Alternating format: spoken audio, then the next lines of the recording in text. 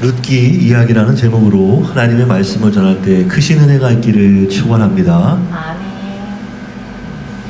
여기 한편에 아름다운 영화가 있습니다. 각 인물의 개성과 함께 주어진 현실의 어두움을 극복해가는 서사는 한편의 영화를 글로 읽게 합니다. 이 스토리는 인물의 위대한 업적을 다루는 것은 아니지만 한 여인을 통해서 아픔과 역경을 극복해가는 헌신은 우리에게 매력적인 스토리가 아닐 수 없습니다. 그저 작은 가족사에 불과한 이야기가 아니라 신실한 한 여인의 믿음이 얼마나 세상을 바꾸는지 소소하게 잔잔하게 감동을 전해줍니다. 이 이야기는 사사시대 살던 다윗의 증조부 이야기로서 배경은 베들레헴 시족 공동체의 이야기입니다. 룻기는 하나님이 이스라엘의 왕이 되지 못하고 제약의 악순환이 계속된 사사시대에 한 이방 여인이 보여준 헌신적인 사랑을 통해 참신함과 하나님의 보상을 감동적으로 보여주고 있습니다. 그럼 들어가 보겠습니다. 사사들이 다스리던 이 사사시대에 있었던 이야기입니다. 어느 날부터 이스라엘에 가뭄이 들었습니다. 가뭄이 들자 엘리멜렉과 나오미, 그래서 엘리멜렉은 하나님은 왕이시다는 이름이고요. 나오미는 즐거움이란 뜻의 이름입니다. 엘리멜렉과 나오미 가정은 약속의 땅 유다 베들레헴 에브라다를 버리고 이스라엘의 원수인 모압 지방으로 이주하였습니다. 그래서 모압 지방이 원수가 된 이유는 이스라엘이 가나안 땅으로 들어갈 때 아주 공격적으로 이스라엘과 싸워서 못 들어가게 했던 백성이었어요. 그래서 하나님께서 이 모압을 원수 취급하셨습니다. 그들에게는 말론과 기럇 두 아들이 있었습니다. 그러나 타국 모압 지방에서 삶도 어려웠습니다. 그곳에서 남편 엘리멜렉이 죽고 나오미와 두 아들만 남았습니다. 그래도 그들은 장성하여 모압 여자 둘을 아내로 맞이하였는데요. 한 명은 오르바, 다른 한 명은 룻이었습니다. 그러니까 기럇의 아내는 오르바고 말론의 아내는 룻이었습니다. 이들은 모압 여인들이었습니다. 그들은 모압에서 10년 정도 살았습니다. 그러나 안타깝게도 그 두 아들마저도 무슨 영문인지 모두 죽고 말았습니다. 나오미로서는 모든 게 무너졌습니다. 삶은 너무도 쓰고 괴로우며 고통스러웠습니다. 살아갈 동기도 의욕도 희망도 없었습니다. 그러던 어느 날 나오미에게 여호와께서 자기 백성을 돌보사 유다 지방에 풍년이 들게 하셨다는 소식이 들려왔습니다. 그 소식은 나오미에게는 삶의 한 가닥 희망이요 유일한 빛이었습니다. 다시 고향으로 돌아가야겠다는 결심을 하고는요 유다 땅으로 길을 나섰습니다. 그러자 두 며느리들도 시어머니를 따라 나섰습니다.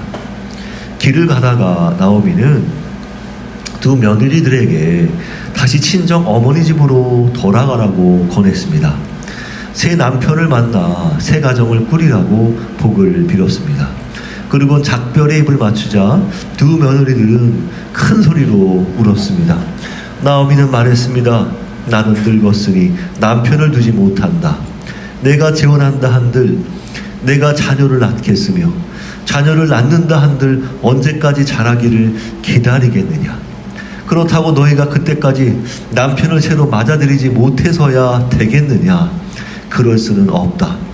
너희들 처지를 생각하니 내 마음이 너무 쓰라리구나. 여호와께서 나를 치셨기 때문이다. 그들이 다시 소리 높여 울더니 오르바는 말씀을 듣고 나오미에게 입을 맞추며 작별 인사를 했습니다. 나오미가 말했습니다. 내 동서는 친정 백성과 친정 신에게 돌아갔다. 너도 동서를 따라 돌아가려. 그러나 룻이 말했습니다.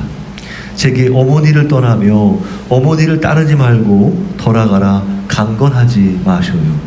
저는 어머니가 가시는 곳에 저도 가고 어머니께서 사시는 곳에 저도 살겠어요. 어머니의 백성이 제 백성이고 어머니 하나님이 제 하나님이에요. 어머니가 돌아가시는 곳에 저도 죽어 묻힐 거예요. 만약 이 맹세를 지키지 못한다면 여호와께서 벌하시길 빕니다. 어머니와 저를 갈라놓을 것은 죽음밖에 없어요. 그러자 나오미는 룻이 뜻을 굽히지 않는 것을 보고 더 이상 아무 말도 하지 않았습니다. 두 사람이 걸어 마침내 베들레헴에 도착하자 온 성읍은 떠들썩하였습니다. 사람들이 자신을 알아보자 나오미는 전능하신 분께서 나를 징벌하사 내 인생을 쓰게 하셨다고, 내가 떠날 때는 풍족하게 나갔으나 여호와께서 내게 빈손으로 돌아오게 하셨으니 이제 나를 나오미라 부르지 말고 마라라 부르라 하였습니다. 나오미는 자신의 인생을 하나님이 벌하신 것으로 운명을 비극적으로 받아들인 것입니다.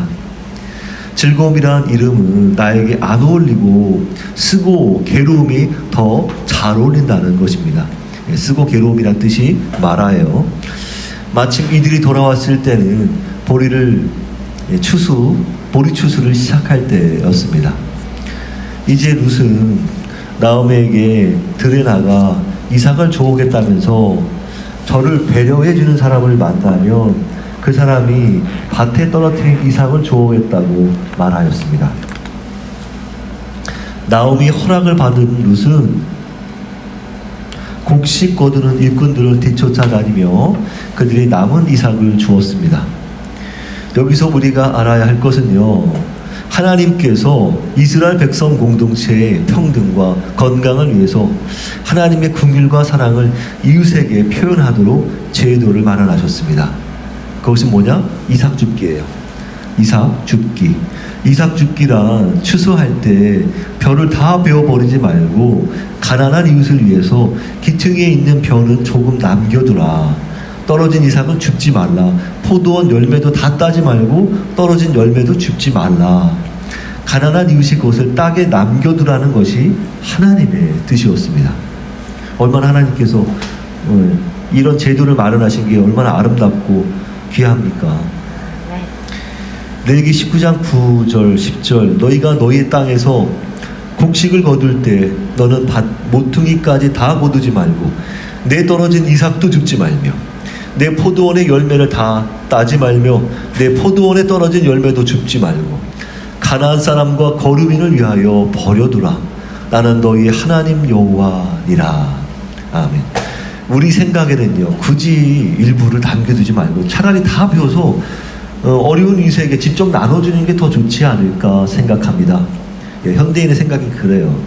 예, 그래도 효율적으로 보여요. 만약 남겨둔 것이 상하거나 혹 자연재해로 인해서 이삭이나 열매가 필요한 사람들이 거두어가지 못하는 경우가 발생할 수 있기 때문이기도 하잖아요. 그렇잖아요. 그게 어떻게 될지 어떻게 알아? 안 그래요? 누구에게 내가 꼭 주고 싶은데 그 동네 동물 짐승들이 다 먹어버렸어. 어떻게? 그것도 섭섭하잖아요. 물론 그런 동물들도 먹게 하시려고 하나님께서 이렇게 베푸라고 하시기도 한 겁니다. 그런 이유도 있어요. 그걸 우리는 알아야 됩니다. 그러나 하나님의 뜻은 이유가 있습니다.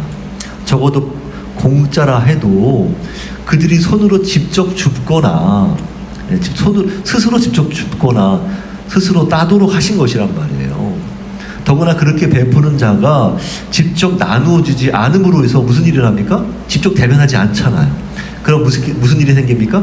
시혜자와 수혜자가 드러나지 않도록 한단 말이에요. 물론 알겠지. 이 수혜자는 이게 누구의 밭인지 알 수는 있겠지만 굳이 시혜자가 내가 누구한테 베풀겠다 할 이유가 알 필요가 없는 거란 말이에요. 그래서 무슨 일이 생길 수 있습니까? 수혜자가 부끄러움을 갖거나 하는 거, 대갚아야 하는 부담을 더는 것이란 말이에요. 얼마나 지혜롭습니까? 하나님의 이 생각이. 그래서 이제 교회들이 그 장학금 전달할 때도 교회가 굳이 와서 막 성도들 앞에서 막 장학금 전달식 하지 않고, 예, 그래도 지혜로운 그 교회들은 그냥 몰래 이제 부모에게 혹은 자녀에게 이렇게 몰래 전달할 수 있도록 하는 것이죠. 교인들 몰래. 물론 이제 교회는 강회나 그런 이제 재직회나 이런 데를 알려줄 수 있겠지만 굳이 그 사람이 누군지 얼굴을 공개하거나 이름을 공개하지 않은 식으로 해서 은혜를 이렇게 나눌 수 있도록 한 것입니다.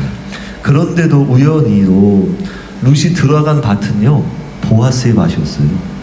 보아스는 나오미 남편 엘리멜렉 집안의 친족으로서 베들레헴에서 유력한 자였단 말이에요.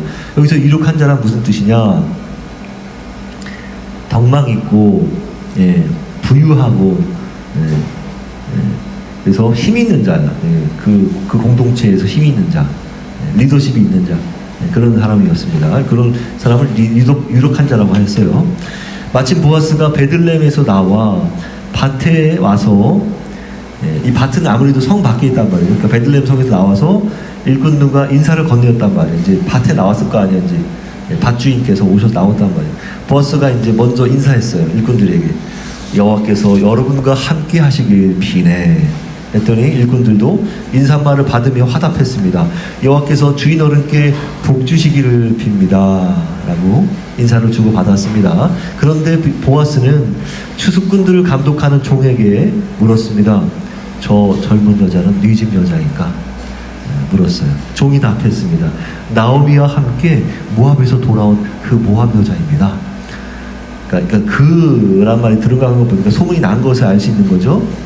그 여자가 일꾼들을 따라다니며 땅에 떨어진 이삭들을 줍게 해달라고 부탁하길래 잠깐 쉰 것 외에는 지금까지 열심히 이삭을 줍고 있습니다. 그러자 보아스는 룻에게 말했습니다. 여인이여, 내 말을 들어보시오. 이삭 주우러 다른 밭에 가지 말고 여기서 주우시오. 그리고 여기 내 여종들과 함께 붙어 있으시오. 일꾼들에게도 당신을 건드리지 말라고 단단히 일러두었소. 목마르면 물동이 있는 데로 가서 기러오는 물을 마시도록 하시오. 룻은 감사한 마음에 땅에 엎드려 절하며 말했습니다. 저는 이방 사람인데 어찌 저 같은 사람에게 이런 은혜를 베푸시고 돌봐주십니까? 보아스가 말했습니다. 남편이 죽은 뒤 당신이 시어머니께 한 일에 대해 모두 들었소. 당신이 부모와 고향을 떠나 알지 못하는 백성에게로 살려고 온 것을 말이요. 여호와께서 당신의 행실에 대해 갚아주실 것이요. 이스라엘 하나님 여호와 날개 아래 보호받으러 왔으니 내게 넉넉히 갚아주실 것이요. 룻이 말했습니다. 네 주여, 제가 당신께 은총을 얻기 원합니다. 내가 당신의 여종들만도 못한데 저를 위로해 주시고 다정하게 말씀해 주셨습니다. 식사 때가 되자 보아스가 룻에게 말하였습니다. 이리 와서 빵 좀 먹어보시오. 빵을 2초에 찍어 드시오.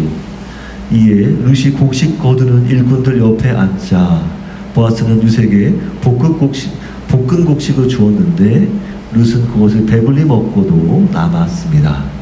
룻이 다시 이삭을 주우러 일어나자 보아스는 일꾼들에게 말하기를 그가 곡식단 사이에서 이삭을 모두라도 창피 주지 말고 주워갈 수 있도록 내버려 두고 책망하지 말고 곡식단에서 이삭을 조금씩 뽑아버려 그가 줄 수 있도록 하라고 일러두었습니다. 그래서 무슨 말이냐? 곡식단 사이에서 이삭을 모으더라도 곡식단이라는 거 지금 뭐예요? 이미 곡식이 모아진 거잖아. 그렇죠?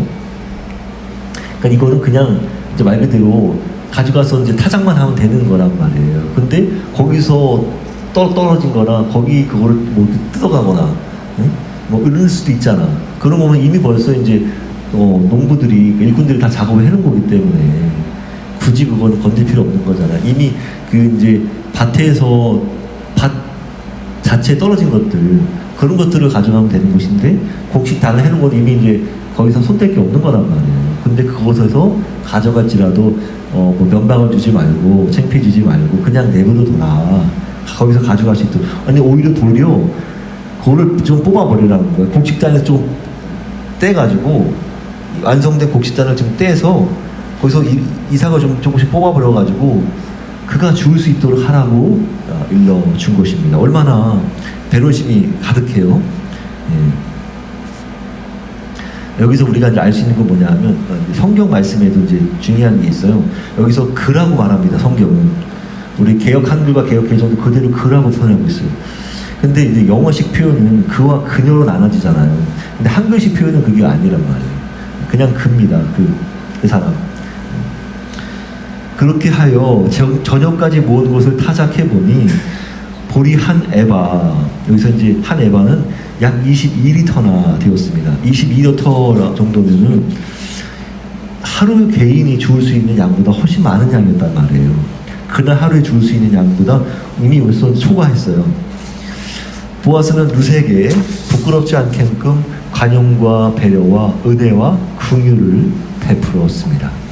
룻은 이것을 가지고 시어머니께 드렸습니다. 시어머니는 오늘 어디서 이삭을 주었느냐? 너를 돌본 자에게 복이 있기를 원한다. 이렇게 말했단 말이죠. 왜요? 그가 들고 온 것을 보니 되게 많은 거야. 그래서 큰 은혜를 받았나 보네.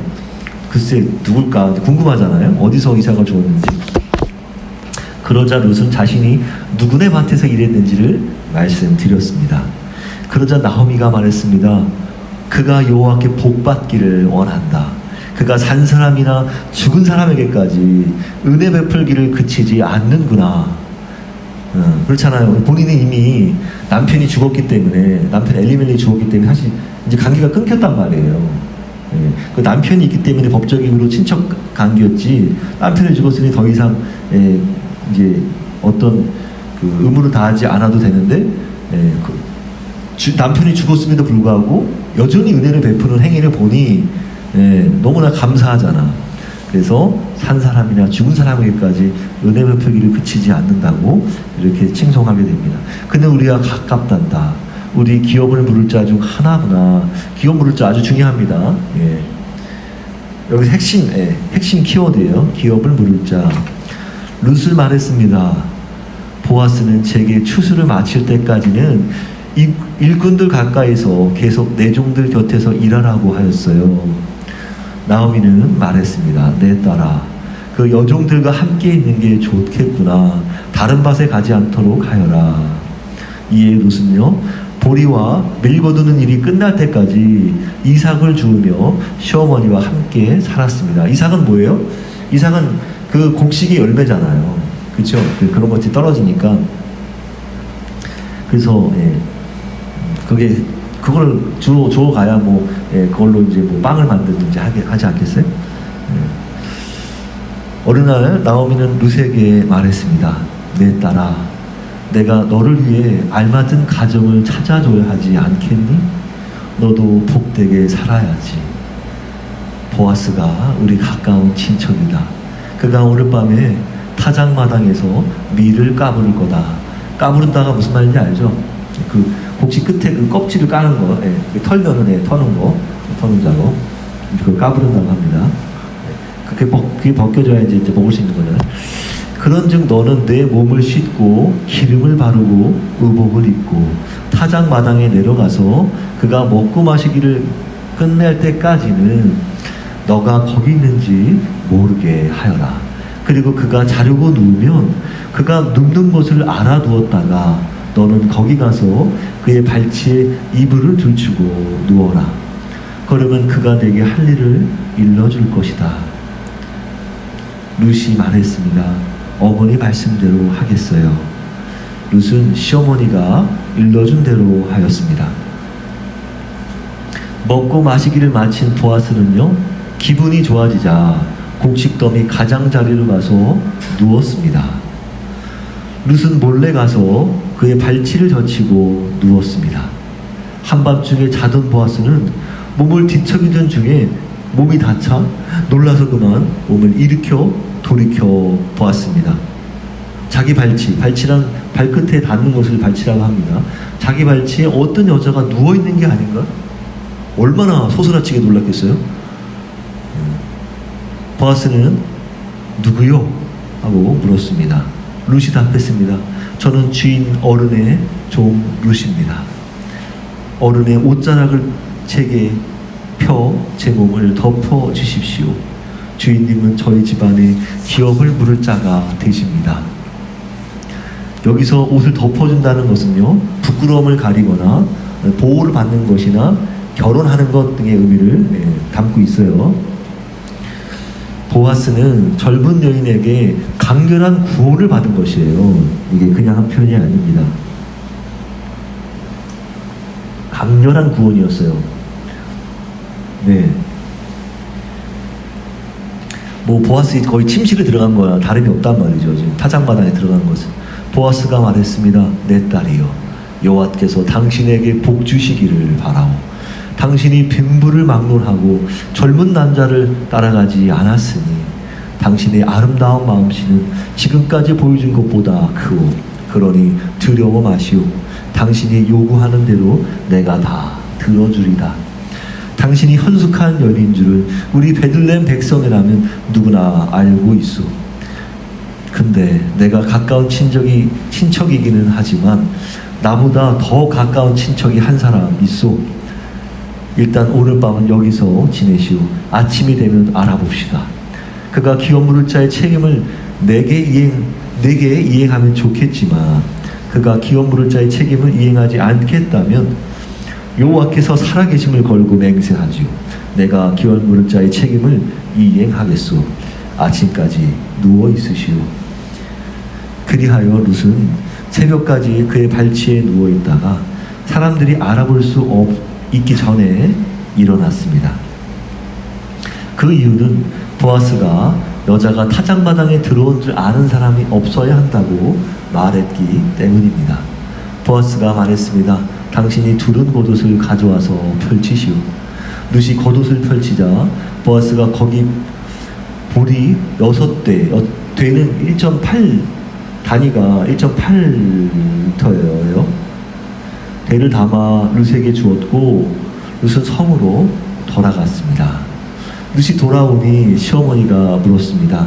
내 딸아, 어떻게 되었니? 룻은 그가 자신에게 한 일 모두를 알리며 내게 이르기를 보리를 6번 데워주며 빈손으로 시어머니께 가면 안 된다면서 보리 6대를 담아 주었습니다. 나오미가 말했습니다.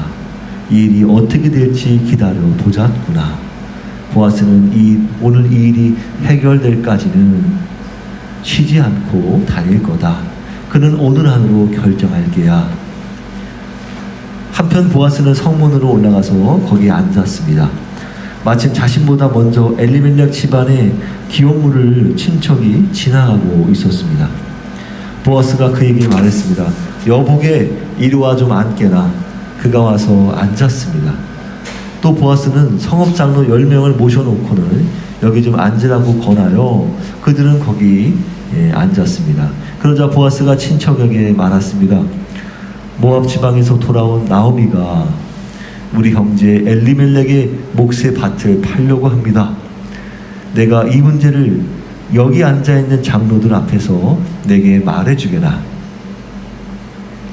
그 땅을 사게. 그 땅을 사들여 나오미에게 돌려줄 수 있는 첫 번째 사람은 당신이고 그 다음은 나요. 그러자 그가 말하기를 내가 사서 돌려주겠네. 그러자 보아스가 말했습니다. 당신이 나오미의 땅을 사는 날 남편이 죽은 과부인 모압 여인 룻도 아내로 맞아들여야 하네. 그렇게 해야 그 밭이 죽은 사람 이름으로 그 유산을 이어가도록 말일세. 그러자 친척이 답했습니다. 그렇다면 나는 사줄 수 없네. 그렇게 했다가는 내 재산만 손해볼까 염려되네. 자네가 사주게. 옛날 이스라엘은 재산을 사주거나 교환할 때 법적으로 분명히 할 때는 한쪽 사람이 신발을 벗어 다른 한쪽 사람에게 주는 관습이 있었습니다. 이스라엘에서는 이렇게 함으로써 일이 확정된다는 증거를 삼았습니다. 가장 가까운 친척은 보아스에게 당신이 그 밭을 사라면서 신을 벗었습니다. 보아스는 원로들과 모든 백성에게 선언하였습니다. 내가 엘리멜렉과 기련과 말론의 모든 재산을 나오미에게 산 것에 대해 여러분이 오늘 증인입니다.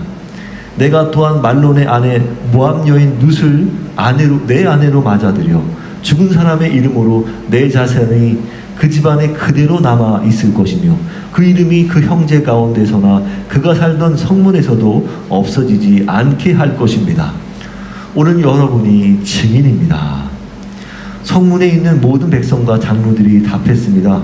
우리가 증인입니다. 여호와께서 당신 집에 들어올 그 여자를 이스라엘의 집을 세운 라헬과 레아처럼 되게 하시기를 빕니다.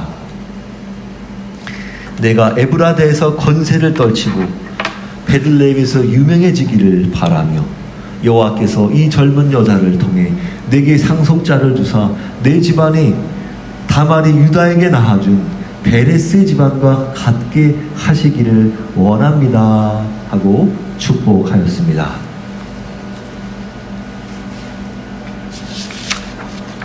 그리하여 보아스가 룻을 맞이하여 아내를 삼고 동침하자 여호와께서 룻에게 잉태하게 하셔서 룻은 아들을 낳았습니다.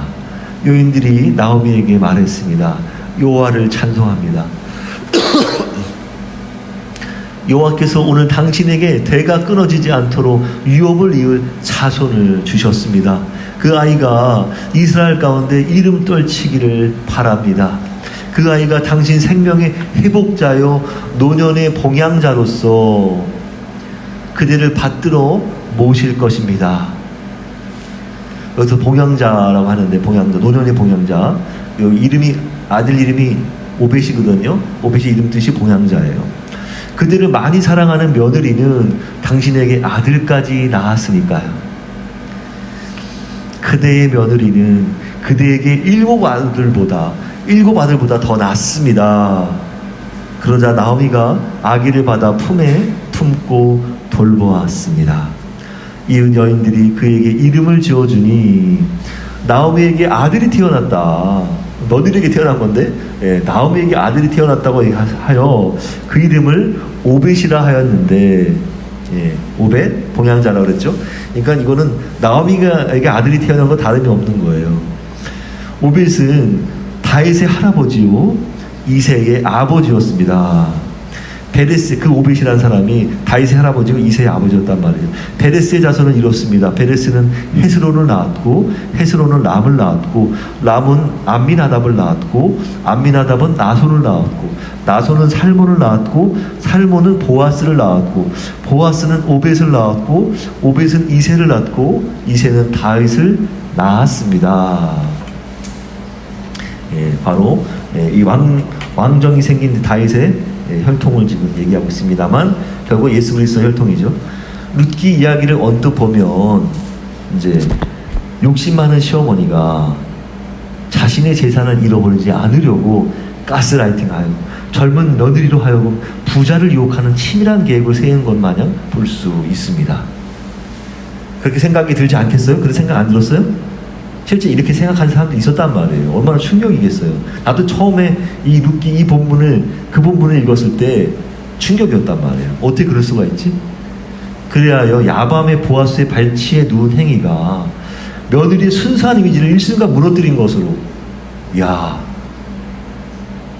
이거 뭐 몸을 파는 거 아니야 같은 느낌이 확 드는 그런 순간이었단 말이에요. 그런데 그것은 성경 완전 단어로 읽은 것이다 하는 것입니다. 토마스 페인이란 18세기 영국 정치가요, 철학자가 시골 소녀가 부자 사촌 보아스의 침실에 들어가 유혹하는 룻기를 하나님의 말씀이라 부르는 것은 웃기는 일이라 비판한 것이기 때문이에요. 그런 비판이 있었단 말이에요. 터무니없는 소리라고. 그러나 그건 성경을 잘 모르는 소리입니다. 왜? 당시에는 고엘 계대 혼인법이 지켜져 왔기 때문인 거예요. 그래서 이런 행동이 나온 거예요. 룻의 행동은 욕망과 음란의 행동이 전혀 아닌 것이에요. 왜? 율법에 따라서 효심 많고 신실하며 기꺼이 자신을 내주는 아름다운 행동이었기 때문에. 신명기 25장 5, 6절 형제들이 함께 사는데 그중 하나가 죽고 아들이 없거든 그 죽은 자의 아내는 나가서 타인에게 시집가지 말 것이요 그의 남편의 형제가 그에게로 들어가서 그를 맞이하여 아내로 삼아 그의 남편의 형제된 의무를 그에게 다 할 것이요. 의무란 말이에요. 그 여인이 낳은 첫 아들이 그 죽은 형제의 이름을 잊게 하여 그 이름이 이스라엘 중에서 끊어지지 않게 할 것이니라. 그래서 지금 그 대가 그대로 이어진 거예요. 사실은 이렇게 이런 작업이 있었다는 게 지금 우리가 지금 이 룻기 이야기를 통해서 알게 되는 거잖아요. 그렇죠? 그러니까 지금 보세요. 아까 우리가 읽은 것에서 지금 이 혈통이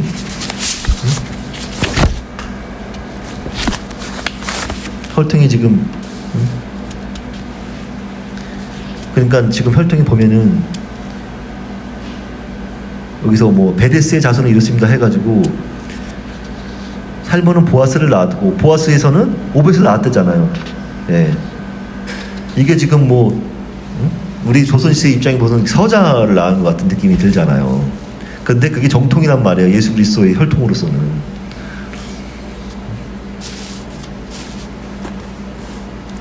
국제 결혼을 해가지고.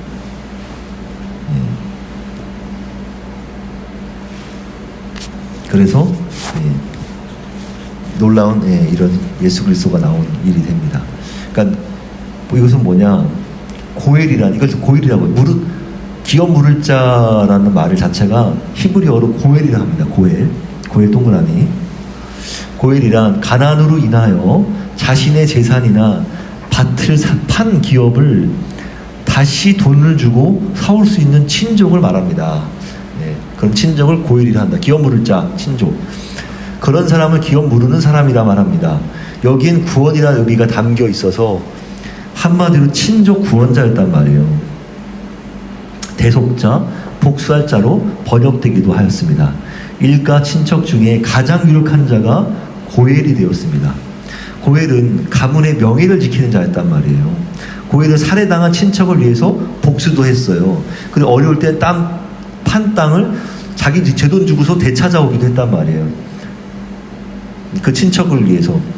혈통이 끊기는 상황을 방지하기 위해서 죽은 친족의 미망인과 결혼해서 대를 이어주기도 했단 말이에요. 이게 그런 상황이잖아요. 보아스는 파산한 가문을 일으키려고 뛰어든 룻의 따뜻한 마음과 헌신과 노력에 감동한 것입니다. 보아스의 발치에 눕는 행위에 응답한 것은 단순히 남녀 간의 낭만적인 사랑의 스파크 이상의 행위란 말이에요. 가난한 친족을 위해서 기업물을 책임을 떠맡는 것은 이게 유쾌한 일이겠습니까? 왜? 아니잖아요. 오히려 책임을 수반하는 일이란 말이에요. 그래서 여기에서는 계약관계, 바로 언약관계인 공동체, 하나님과 이스라엘 백성 간의 언약관계를 통한 그 언약의 계약이 있는 것처럼 마찬가지 여기도 그렇단 말이에요. 거기서 나온 사람, 헤세드란 말이에요. 이네, 헤세드. 그러니까 이네란 말과 헤세드랑 같이 썼잖아요. 헤세드는 히브리어고 이네는 그것을 번역한 말입니다. 이네, 헤세드 행위임을 알 수 있습니다. 그래서 헤세드를 많이 이네라고 번역을 많이 해놨어요. 조약에. 늙은 남자가 젊은 여자에게 장가가는 것은, 늙은 남자는 보아스, 젊은 여자는 룻이잖아요. 꿈같은 낭만이 아니란 말이에요. 가난한 친족을 먹여 살려 파문 가산을 세워줘야 하는 부담을 떠안는 헤세드 행위란 말이에요. 근데 지금 보아스는 어때요? 그게 가능하단 말이에요. 그렇게 넉넉한 자신이 가진 것이로나 인격으로나 넉넉한 사람인 거야. 그게 되는 사람인 거야. 사사시대는 온통 하나님을 반역하고 배교하며 영적 도덕적 무질서로 살던 시대였단 말이에요. 그러니까 이미 혼돈의 시대였고 말씀이 쓰지 않는 시대였고 반역과 배교와 음란이 팽배하던 시대였단 말이에요. 그렇게 가뭄은 하나님의 심판이었어요. 이스라엘에게 가뭄을 준 것은 심판이었다. 근데 가뭄이 오자 어떻게 했다? 이 사람들은 가뭄을 받아들일 생각하지 않고 어떻게 해요? 가뭄을 피해서 나간 거란 말이에요. 그래서 벌하신 거야. 하나님이. 그 가뭄을 받아야 되는데 하나님께서 가뭄을 주셨으면 가뭄을 받아들여야지. 그 고난을 겪어야지. 또 왜 피해서 도망가냐는 말이에요. 하나님께서 벌 주심을 받아야 되는 거예요. 그거. 그럼에도 하나님의 복과 임재의 땅을 떠나는 것은 왜 하나님 복과 임재의 땅이잖아. 가나안 땅이. 그 자체로 하나님께 불신앙이라는 말이에요. 언약의 백성 공동체를 떠나서 이방 땅에서 자기 운명을 개척하는 일이 그럼 쉽겠냐? 하나님께서 혼내킨 거지. 그래서 얼마나 고통스러운지를 더 알려주셨어요. 예. 남편도 죽고 자식들도 다 죽었어. 얼마나 황당하겠습니까? 얼마나 인생이 허망하겠어요. 이방 땅에서 무려 3명의 가족이 전부 객사한 것은, 객사는 뭐예요? 예, 타지에서 죽은 것을 객사라고 하잖아요. 하나님의 벌이 아닐 수가 없는 거예요. 그건 하나님의 징계란 말이에요. 이런 비극적인 삶을 살았던 여인에게 반전을 만들어준 것은 누굽니까? 바로 둘째 며느리란 말이에요. 착한 마음씨와 진실하고 친절한 성품 때문일까요? 그 성품이 그녀 자신, 물론 자신 그 성품도 좋았겠지만 그게 단순히 그녀 성품 자체에서만 나온 것이 아니란 말이에요. 무슨 모압에 남지 않고 새 가정을 꾸릴 생각도 버리고 그렇게 기회를 줬잖아. 예? 시어머니가 그랬잖아. 돌아가라고. 동서가 간 것처럼 너도 가라고 했잖아. 2번의 얘기도 했었는데 불구하고 안 갔단 말이에요. 오히려 막 굳은 결심으로. 왜 그랬을까요? 아무 소망 없는 늙은 시어머니를 따라간 그 룻의 행실은 이 자산이 확실한 현대인들과는 다르단 말이에요. 이 현대인으로서 이해할 수 없는 행위란 말이에요. 이거 어떻게 저럴 수가 있어? 당장 다른 좋은 젊은 남자 만나가지고 결혼하고 봐야지. 네? 룻은 단지 효성 지극한 순종적인 여인이 아니란 말이에요. 그렇게 보면 안 돼요. 그런 여인이 아니야. 그렇게 보이긴 해. 겉으로 보기엔. 보세요. 가족의 불행사를 적극적인 진실함으로 역전시키는 사람. 고난을 극복하고 현실을 억척스럽게 이겨내는 아주 대담한 여성이란 말이에요. 보통 여성이 아니야. 여성은. 스스로 기꺼이 그냥 따라간 게 아니라 기꺼이 자기가 들어갔잖아요. 자발적으로 들어갔잖아요. 오히려 불굴의 의지의 여인이에요. 이런 여인. 그가 시어머니를 따라가는 것은 야외신앙을 뿌리내린, 이미 마음에 뿌리내려 있었단 말이에요. 전적인 회심자였기 때문인 거예요. 이미 이 사람은 하나님을 믿는 사람이기 때문에 이미 이 여자가 엘리멜렉과 나오미 가정과 결혼한 것은 하나님을 받아들였다는 것을 알 수 있어요. 이미 그것으로. 이미 그 신앙을 뿌리 내려 있는 사람이었단 말이에요. 비록 모압 땅에 있을지라도 룻은 하나님의 마음을 따르는 실천가란 말이에요. 근데 더구나 보아스도 그래요. 그런 남자를 만난 거야. 똑같은 남자를 만난 거야. 더구나 그가 늘 가난한 이웃들에게 늘 베푸는 인품과 덕망으로 존경받는 사람이었기에 가난한 이웃들은 어떻게? 늘 그 밭에 가서 이삭을 주었단 말이에요. 그런 사람들을 따라서 보아스도 자연스럽게 그 밭에 들어가게 된 거예요. 이 우연히 일치란 말입니까? 이게 그냥? 그가 그렇게 늘 인품과 덕망으로 베들레헴에서 사람들에게 덕을 베풀었기 때문에, 은혜를 베풀었기 때문에, 이삭 죽기를 자연스럽게 하게끔 다 열어놨기 때문에 자연스럽게 그런 사람들 따라서 자기도 간 거예요. 보아스와 룻은요, 인간적으로는 엮일 수 없는 사랑이잖아요. 어떻게 연결이 돼요, 이게? 네? 생각해보면 20대 예를 들어서 후반의 여인과 60대 초반의 남자가 어떻게 만약에 50대를 하더라도, 50대 후반이라 하더라도 이게 엮일 수 없단 말이에요. 젊은 남자 만나지. 왜? 이미 거기나 더구나 그 남자는 이미 결혼했을 수도 있어요. 그때는 다처제가 가능했기 때문에. 그렇게 엮일 수 없는 사랑이었으나 인간을 인애로 헤세드로 궁기로 여기시는 하나님의 성품을 닮은 점에서 둘은 만날 수밖에 없던 신적 끌림이었단 말이에요. 이걸 딱 지원자매한테 신적 끌림이다. 이걸 딱 내가 알려주려고 이렇게 해서 남자를 만나야 된다. 이 신적 끌림으로 내가 이걸 알려주려고 이거 준비했는데 말이지. 아니 안타깝네 진짜. 이런 사랑을 만나야 된다. 응? 그런 사랑을 추구해라. 이게 오늘 정말 핵심이었는데 말이죠. 가난한 인간에 대한 한없는 아픔과 박탈을 끌어안으시고, 그렇잖아요.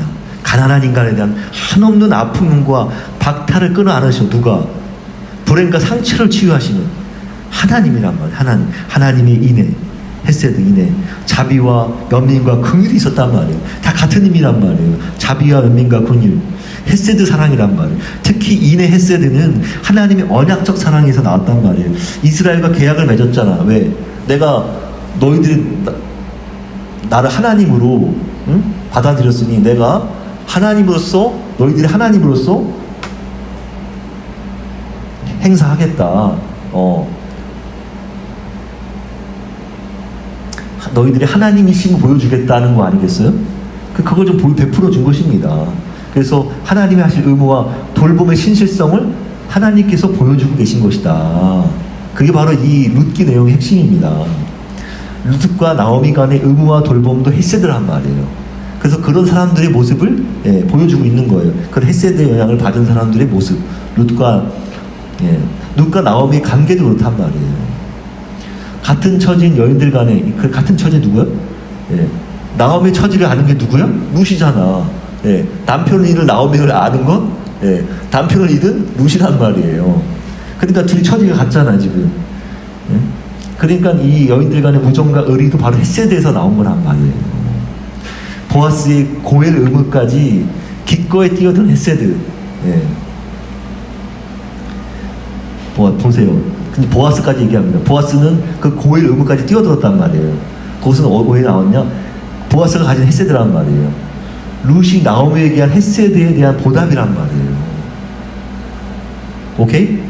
보아스의 헤세드는 룻이 나오미에게 한 헤세드를 보고서 나도 너에게 네가 나오미에게 하는 것을 보니 나도 보답을 해야겠다 너에게. 그래서 이 젊은 여자 룻과 기꺼이 결혼하잖아요. 자기 의무 책임이라고 생각하고 기꺼이 받아들입니다. 사랑 넘치는 우호와 의리로 책임감 쩌는 헤세드란 말이에요. 보아스의 책임감 쩌는 헤세드. 인간의 불행을 행복으로 뒤집고 가뭄을 풍요로, 죽음을 탄생으로, 마지막 탄생. 사람이 죽었잖아. 초반에는 죽음으로 시작하잖아요. 3명이나 죽었잖아요. 근데 마지막엔 오벳이란 아이로 탄생으로 끝나잖아요. 하나님의 반전을 다 보이신단 말이에요. 이 완전 영화와 같은 보이시는 것은 우리 일상은 하나님의 섭리에 달린 것이요 하나님의 통치에 달리는 것이라는 것을 깨닫게 하시기 위함이다.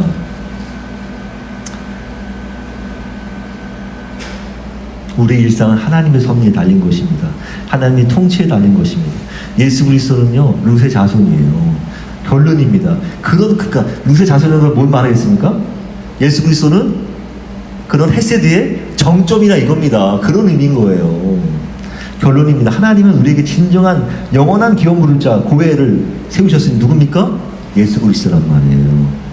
헤세드의 화신이자 고해의 화신이 바로 예수 그리스도란 말이에요.